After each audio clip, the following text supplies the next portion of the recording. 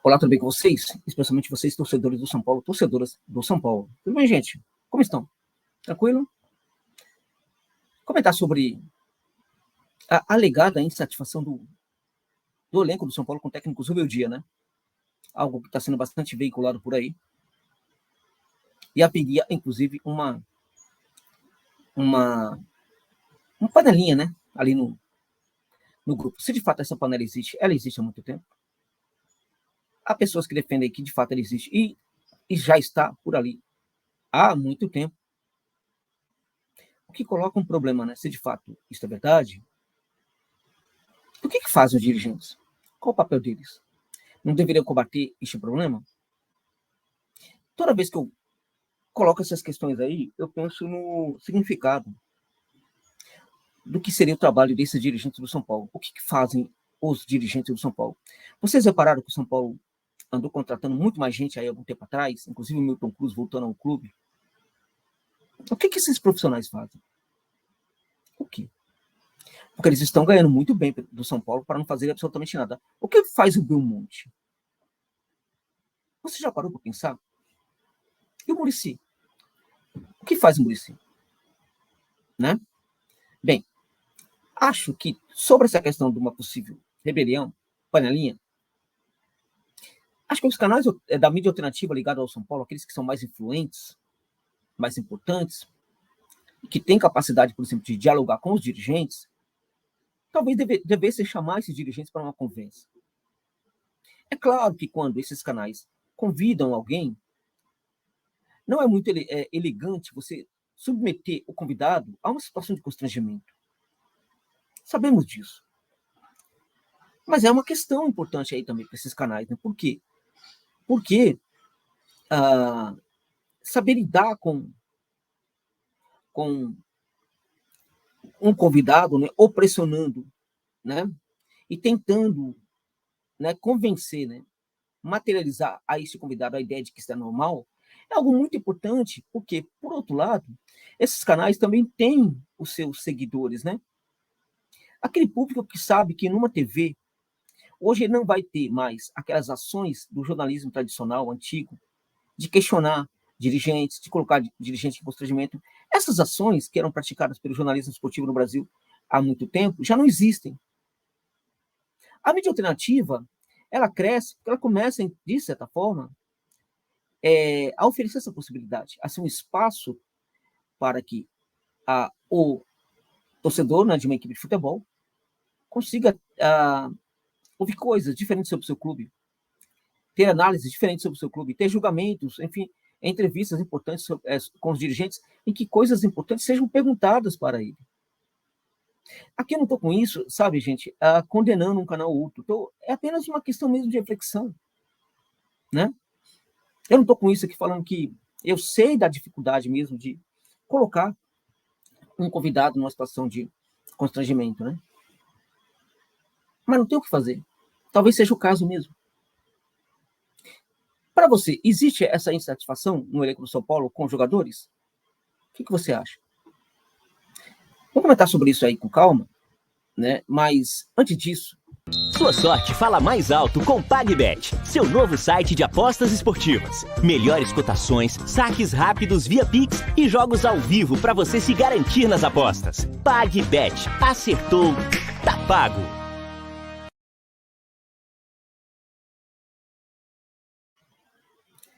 Eu sempre dou risada quando eu falo da PagBet, porque eu me lembro de uma amiga minha maluca, né?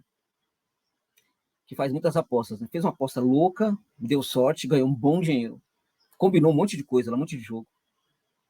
E ela fez o pedido de saque, caiu imediatamente na sua conta, ficou surpresa e feliz, né? E é isso que acontece com a PagBet. Ela é uma casa de aposta extremamente confiável nesse sentido, né? Que entrega o seu lucro sem nenhum questionamento, né? Não é qualquer casa de aposta que faz esse tipo de coisa, tá, gente? Além do que, tudo é feito, é configurado para que você tenha ali muito respeito como consumidor, não somente como apostador. Você pode colocar R$1 ali na conta e com esse valor já começa a jogar. Outra coisa importante é o fato de que você tem um atendimento humanizado durante 24 horas por dia. Isso você não vai ter em nenhuma casa de aposta aqui no Brasil. Nenhuma. Ok? Se você curte a aposta esportiva, considera a possibilidade de se cadastrar no PagBet usando o link que está no comentário desse vídeo. E meu palpite é, coloca um valor pequeno, coloca R$1. Não falaram que pode pôr R$1, coloca R$1. Senta a atmosfera, vê se você curte. Eu tenho para mim que você vai curtir, mas essa é uma questão sua. Coloca um valor pequeno e seja feliz nas apostas ali. Se você não curtir, pode pedir o seu dinheiro de volta, que ele cai na sua conta mesmo antes de você fazer a sua primeira aposta. PagBet acertou, tá pago. Eu tenho para mim que você vai curtir. Tá bom, gente? Vamos lá, então, falar sobre a questão do São Paulo. O Superdia, ele chega num momento complicado, porque os dirigentes, né, patéticos, né, não mandaram o técnico amador embora anteriormente. E aí começa o campeonato com o técnico patético. Num certo momento, percebe que o patético não tinha como conduzir a equipe do São Paulo. O patético é demitido, né? O Milton Cruz, aquele que voltou depois de dedurar muita gente no clube, voltou depois, né? Ninguém sabe por quê. Eu desconfio, mas não vou argumentar aqui.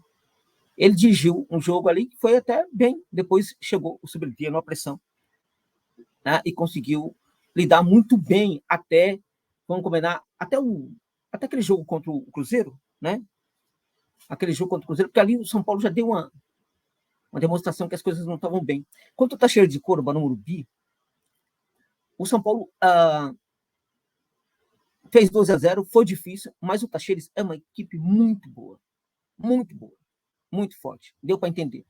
Inclusive, ali naquele jogo, eu vi um São Paulo muito diferente. A gente via sinais de que o São Paulo estava indo para o caminho muito bom. A partir do jogo contra o Cruzeiro, a situação ficou muito complicada. Um detalhe importante é que, contra o Tacheres, o São Paulo ficou com um jogador a mais. Contra o Cruzeiro, o São Paulo ficou com um jogador a mais no primeiro tempo. E no jogo posterior contra o Corinthians também ficou com um jogador a mais a partir dos 77 minutos. Né? Contra o Cruzeiro, o São Paulo já deu sinais de que as coisas não estavam funcionando muito bem. Foi 2-0, sofrível, com um jogador expulso no primeiro tempo. Os 2 gols aconteceram no primeiro tempo e o São Paulo não conseguiu jogar bem no segundo tempo. Depois disso, o São Paulo empatou contra o Inter jogando fora de casa, não conseguiu fazer nenhum gol. Jogando fora de casa, o São Paulo também, mas o Inter não estava numa situação confortável, né? Muito fragilizado. Depois o São Paulo foi jogar contra o Corinthians, lá na Arena, sabemos que é difícil, empatou o jogo, o adversário ficou com uma menos, a partir do 77, também jogou mal. Contra o Cuiabá foi uma piada, né? E contra o Vasco da Gama. Esses 2 últimos jogos sinalizaram que talvez as coisas não estejam funcionando. Vamos lá. Ó. Uma primeira hipótese é de que é apenas uma questão de oscilação. Isso acontece com todos os clubes e pode ser que seja isso. Uma mera oscilação. Ok? Só que há alguns sinais vistos, principalmente contra a equipe do Cuiabá e contra a equipe do Vasco da Gama, de que pode ser alguma coisa a mais. Significa que é? Não, mas pode ser. Porque os jogadores podem estar perfeitamente cansados, exaustos, e esta é uma alegação, a oscilação também vem do cansaço, e ainda assim eles se comprometerem com o esquema tático. Foi o que a gente não viu. O jogador, quando ele está muito exausto, ele se compromete com o esquema tático e ele pode não entregar grande coisa. A equipe pode não vencer, o esquema tático pode não conseguir funcionar. Mas a gente percebe os sinais ali, o jogador está tentando. E ao tentar, ele não consegue, aí você percebe que é por saturação. Está muito saturado fisicamente, emocionalmente, e ele não consegue, mas ele está tentando. A condição dele de saturação o impede de concluir um desempenho relevante que faça com que o esquema tático funcione bem e a equipe seja competitiva. Contra o Cuiabá e também contra a equipe do Vasco da Gama, o que a gente viu foi totalmente diferente disso. Foram jogadores que não se esforçavam absolutamente em nada, em nenhum momento, para tentar fazer com que o esquema do Superdia, né, ou se representasse dentro de campo. Então o time de São Paulo estava completamente perdido e você não via, dos jogadores que estavam em campo e dos que entraram também, os que entraram dá para entender, porque os que entraram entram numa equipe que a situação já está criada e eles não conseguem mudar. Além disso, eles acabam sendo também, muitas vezes, moldados pelo que está acontecendo. Foi muito estranho o que aconteceu contra o Cuiabá e contra a equipe do Vasco da Gama. Foi estranho demais. Porque não teve nenhum sinal, né, daquela equipe que tinha vencido o Tacheres, daquela equipe que tinha, enfim, obtido um resultado importante contra o Fluminense, aquela equipe que venceu o Comercial, né? Enfim, aquela equipe que vinha jogando um futebol interessante e que poderia crescer muito na tabela do Brasileirão e também na Libertadores de América. A gente não viu esses sinais, muito longe disso. Os sinais que a gente viu do São Paulo contra o Cuiabá e contra o Vasco da Gama foi de uma equipe que luta contra o rebaixamento. E uma equipe completamente, sabe, voltada para aceitar o rebaixamento. Foi o que a gente viu. Foi vergonhoso contra o Cuiabá por estar diante de um público que não merecia aquele tipo de tratamento. A torcida do São Paulo é uma das que mais ajuda essa equipe. Foi vergonhoso. E contra a equipe do Vasco da Gama, o que falar? Claro, naquela partida nós tínhamos várias questões circunstanciais que atuavam. Por exemplo, o Vasco da Gama tinha perdido o técnico. Por exemplo, o Vasco da Gama jogou com portões fechados. Por exemplo, o Vasco da Gama jogou contra o time que era favorito. Porque se pegasse um Fortaleza, talvez fosse diferente. Ele se colocava na situação de ser favorito. Porque se pegasse um Cuiabá, talvez fosse diferente. Um Goiás. Mas o São Paulo era também uma circunstância positiva para aquele Vasco da Gama. Então, era um jogo perigoso. Mas o que a gente viu em campo foi vergonhoso também. Existe uma panelinha? Se ela existe, ela tem que ser combatida. Porque há problemas que aparecem no São Paulo que nunca tem soluções. A questão da enfermaria. São Paulo continua a ser um dos clubes mais complexos em toda a América Latina em relação a jogadores que vão para a enfermaria. A relação da enfermaria com os jogadores é um absurdo.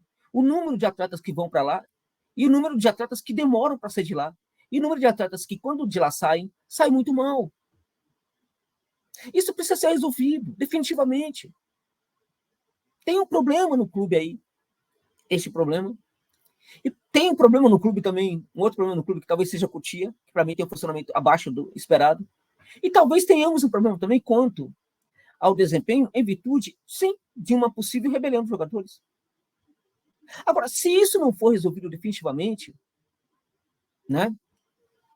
São Paulo nunca vai ter paz, porque o São Paulo vai trazer qual treinador? Para mim, o Zubeldia ainda é o melhor técnico que o São Paulo pode ter na atualidade. Não brinque com isso, é um técnico...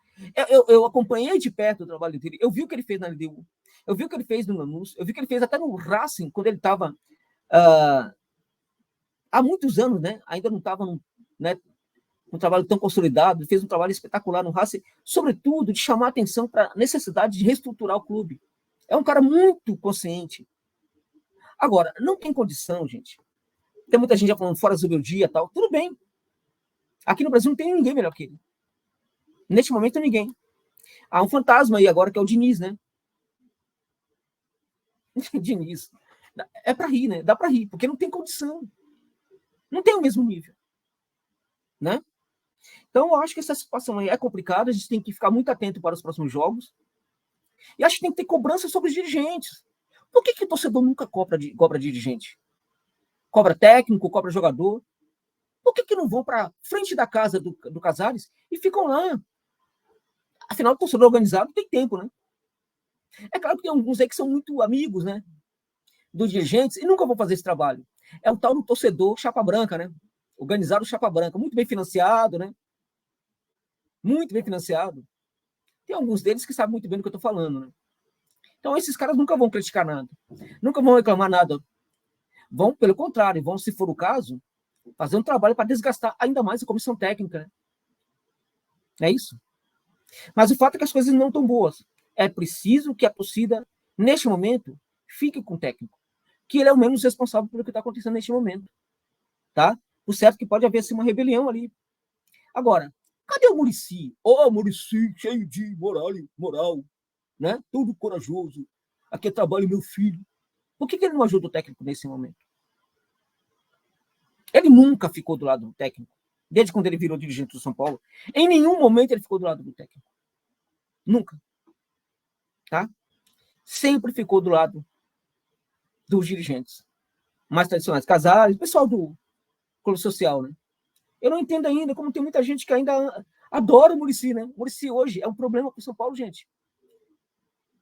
Ele não pode ser amigo do Casares e ser amigo de vocês. Porque o Casares não é amigo de vocês, torcedores e torcedoras. Entendam isso.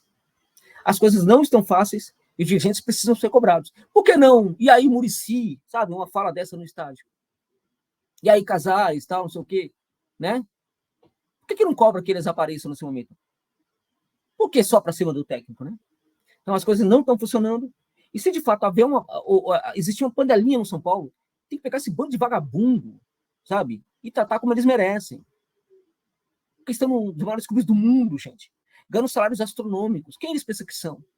Se é que isso de fato está acontecendo. Estou falando, se for o caso. Se for o caso, eles são um bando de vagabundos. E se eles são um bando de vagabundos, tem que ser tratados como vagabundos.